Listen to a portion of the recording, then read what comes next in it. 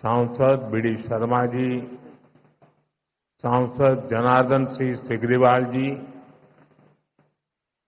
मंच पर उपस्थित अन्य महानुभाव और मेरे प्यारे भाई और बहनों, यहां बहुत बड़ी संख्या में दिल्ली, हरियाणा, पंजाब और पूरे देश से श्रद्धालु आए हैं। मैं आप सभी का अभिनंदन करता हूं। साथियों, श्री आनंदपुर धाम में आकर आज मन अभिभूत है।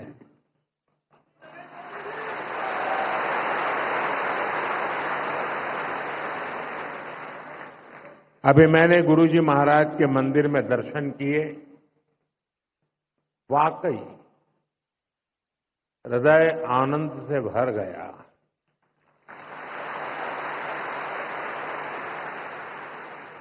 साथियों, जिस भूमि का कण कण संतों की तपस्या से सींचा गया हो, जहां परमार्थ एक परंपरा बन चुका हो, जहां सेवा के संकल्प मानवता के कल्याण का पथ प्रशस्त करते हो, वो धरती साधारण नहीं है।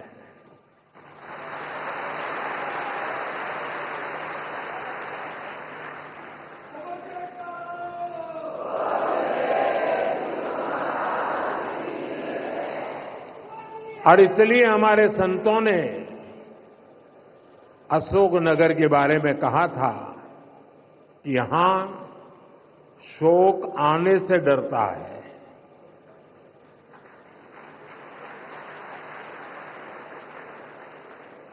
मुझे खुशी है कि आज यहां बैसाखी और श्री गुरु महाराज जी के अवतरण दिवस के उत्सव में मुझे शामिल होने का सौभाग्य मिला है।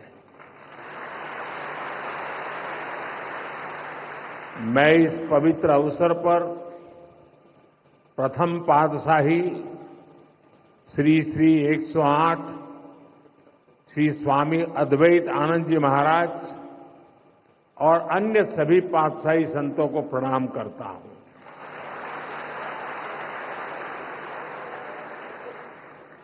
मुझे जानकारी मिली है कि आज ही के दिन 1936 में श्री द्वितीय पातशाह जी को महासमाधि दी गई थी। आज के ही दिन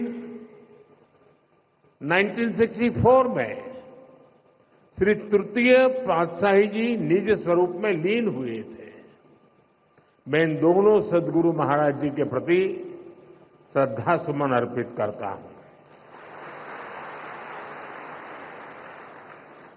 मैं मां जागेश्वरी देवी, मां बीजासन, मां जानकी करीला माता धाम को भी प्रणाम करता हूं और आप सभी को बैसाखी और श्री गुरु महाराज जी के अवतरण उत्सव की बधाई देता हूं।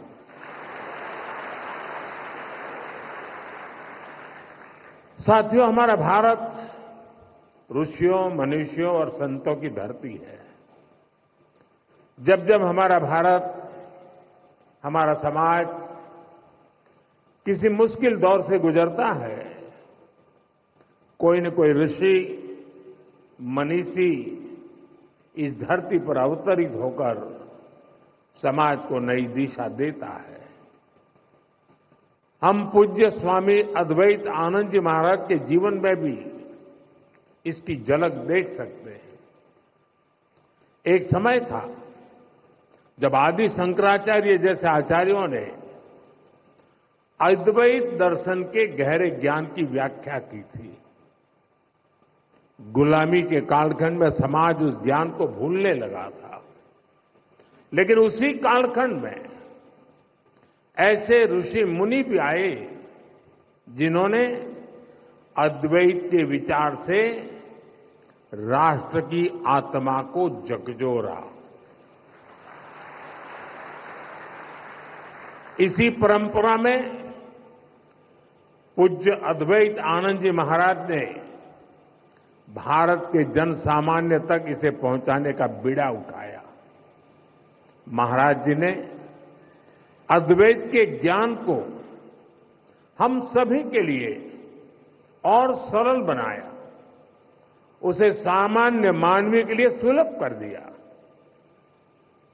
साथियों, आज दुनिया में भौतिक उन्नति के बीच मानवता के लिए युद्ध, संघर्ष और मानवीय मूल्यों से जुड़ी कई बड़ी चिंताएं भी हमारे सामने हैं। इन चिंताओं, इन चुनौतियों की जड़ में क्या है?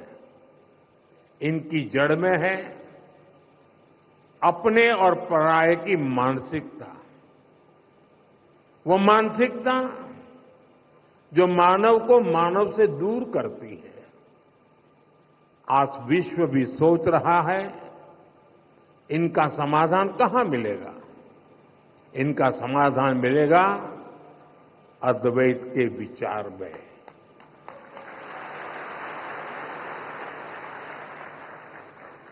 अद्वैत यानी जहां कोई द्वैत नहीं है। अद्वैत यानी जीव मात्र में एक ही ईश्वर को देखने का विचार। इससे भी आगे संपूर्ण सृष्टि को ईश्वर का स्वरूप देखने की सोच ही अद्वैत है। इसी अद्वैत सिद्धांत को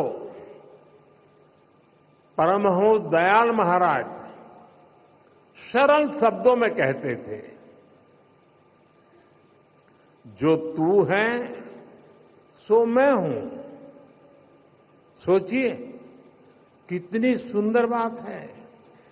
जो तू है सो मैं हूं। ये विचार मेरे और तुम्हारे का भेद खत्म कर देता है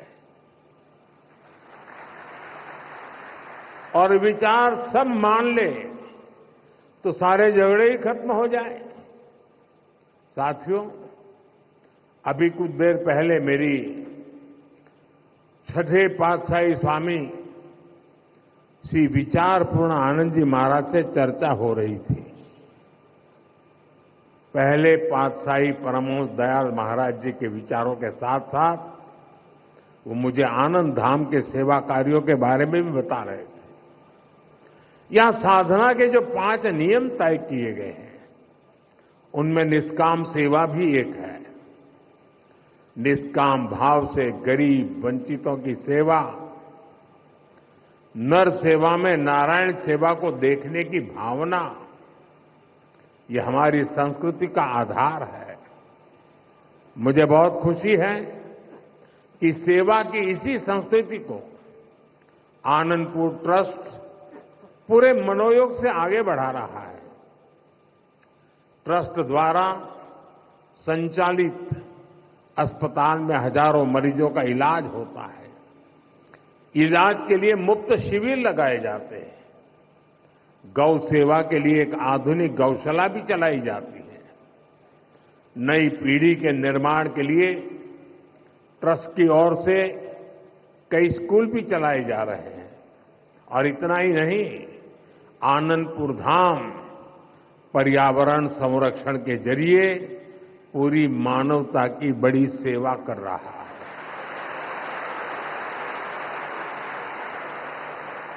मुझे बताया गया है आश्रम के अनुयायियों ने हजारों एकड़ बंजर जमीन को हरा भरा बनाया है। आज इस आश्रम द्वारा लगाए गए हजारों पेड़ परमार्थ के काम आ रहे हैं। भाइयों बहनों, सेवा की यही भावना आज हमारी सरकार के हर प्रयास के केंद्र में है। आज हर जरूरतमंद प्रधानमंत्री गरीब कल्याण अन्न योजना के कारण खाने की चिंता से मुक्त है। आज हर गरीब और बुजुर्ग आयुष्मान योजना के कारण इलाज की चिंता से मुक्त है। आज हर गरीब पीएम आवास योजना के कारण अपने पक्के घर की चिंता से मुक्त हो रहा है। आज जल जीवन मिशन योजना के कारण गांव-गांव में पानी की समस्या का समाधान हो रहा है। देश में रिकॉर्ड संख्या में नए एम्स, आईआईटीज और आईआईएम्स खुल रहे हैं। गरीब से गरीब वर्ग के बच्चों के सपने साकार हो पा रहे हैं। हमारा पर्यावरण स्वच्छ हो, प्रकृति संरक्षित रहे, इसके लिए सरकार ने एक पेड़ मां के नाम अभियान भी शुरू किया है। आज इस अभियान के तहत करोड़ों पेड़ देश में लगाए जा चुके हैं। देश इतने बड़े स्तर पर इतना कुछ कर पा रहा है तो इसके पीछे हमारा सेवा भाव ही है। गरीब और वंचित के उत्थान का संकल्प, सबका साथ सबका विकास का मंत्र, सेवा की ये भावना आज ये सरकार की नीति भी है और निष्ठा भी है। साथियों, जब हम सेवा के संकल्प से जुड़ते हैं तो हम केवल दूसरों का ही भला नहीं कर रहे होते हैं। सेवा की भावना हमारे व्यक्तित्व को भी निखारती है, हमारी सोच को व्यापक बनाती है। सेवा हमें व्यक्तिगत दायरों से निकालकर समाज और राष्ट्र और मानवता के बड़े उद्देश्यों से जोड़ती है। हम सेवा के लिए मिलजुल कर, एकजुट होकर काम करना सीखते हैं। हम जीवन के अलग अलग पहलुओं को समझते हैं। आप सब सेवा कार्यों के लिए समर्पित लोग हैं। आपने अपने जीवन में अनुभव किया होगा, कठिनाइयों से लड़ना और फिर कठिनाइयों से जीतना। सेवा करते करते हम सहज ही ये सब सीख जाते हैं। इसलिए मैं कहता हूं, सेवा एक साधना है, एक ऐसी गंगा है जिसमें प्रत्येक व्यक्ति को जरूर डुबकी लगानी चाहिए।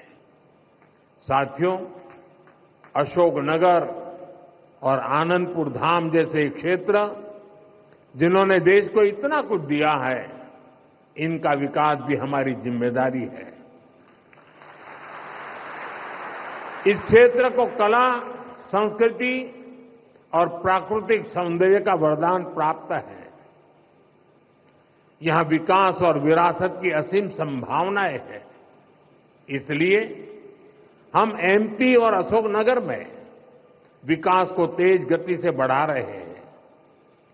चंदेरी हैंडलूम को नई ऊंचाई तक ले जाने के लिए चंदेरी साड़ी को जीआई टैग दिया गया है। प्राणपुर में क्राफ्ट हैंडलूम टूरिज्म विलेज शुरू हुआ है। इससे क्षेत्र की अर्थव्यवस्था को भी नई गति मिलेगी। मध्य प्रदेश की सरकार अभी से ही उज्जैन सिंहस्थ की तैयारी में भी जुट गई है। भाइयों बहनों, अभी कुछ ही दिन पहले रामनवमी का महापर्व भी था। हम देश में राम वन गमन पथ का विकास कर रहे हैं। इस राम वन गमन पथ का एक अहम हिस्सा मध्य प्रदेश से होकर गुजरेगा और हमारा एमपी पहले से ही अजब और गजब है। इन कार्यों से उसकी पहचान और मजबूत होगी। साथियों, देश ने 2047 तक विकसित भारत बनने का लक्ष्य तय किया है। हमें पूरा विश्वास है कि ये लक्ष्य हम जरूर हासिल करेंगे। लेकिन इस यात्रा में हमें कुछ महत्वपूर्ण बातों को हमेशा ध्यान में रखना है। हम देखते हैं दुनिया के कई देश विकास यात्रा में अपनी संस्कृति से कट गए। उन्होंने अपनी परंपराएं भुला दी। भारत में हमें अपनी पुरातन संस्कृति को संरक्षित करके रखना है। हमें ध्यान रखना है, भारत जैसे देश में हमारी संस्कृति केवल हमारी पहचान से ही नहीं जुड़ी है। हमारी संस्कृति ही हमारे सामर्थ्य को मजबूती देती है। मुझे खुशी है कि आनंदपुर धाम ट्रस्ट इस दिशा में अनेक कार्य करता आ रहा है। मुझे विश्वास है आनंदपुर धाम की सेवा कार्य विकसित भारत के संकल्प को नई ऊर्जा से आगे बढ़ाएंगे। एक बार फिर आप सभी को बैसाखी और श्री गुरु महाराज जी के अवतरण उत्सव की बहुत बहुत बधाई देता हूं। बहुत बहुत बधाई।